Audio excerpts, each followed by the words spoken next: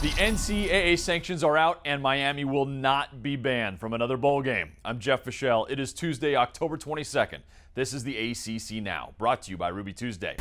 The Canes have been waiting 2.5 years for this, and the news really couldn't be much better. This team knows it can compete for a division title, an ACC title, even a national title. What do you think of the sanctions? Tweet us your thoughts at the ACCDN. Here are the must-knows. No bowl ban.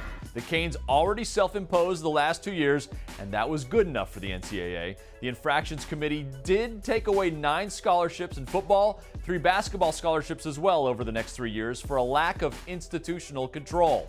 Former Hoops coach Frank Haith, he's now at Missouri, was given a 5-game suspension. Remember, this all happened before Al Golden and Jim Larrañaga were around.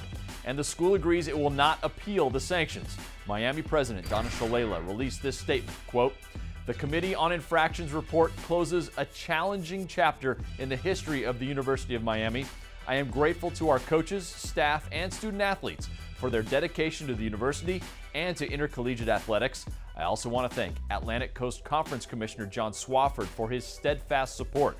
Finally, I want to apologize to the Hurricane family, as we have asked for your patience, faith, and support during a difficult time. Thank you for standing with us."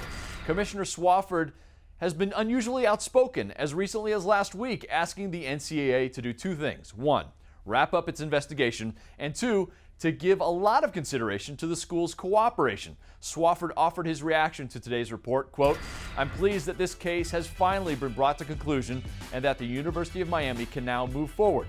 As I've said all along, Miami's cooperation throughout this process, under the tremendous leadership of President Donna Shalala, should be commended, and I'm glad the NCAA recognized and appreciated the self-imposed efforts that were at such a significant level.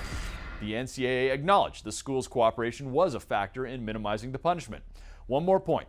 Al Golden released a statement thanking his players and their families who, quote, "shouldered the burden, exhibited class, and exemplified perseverance for Hurricanes everywhere."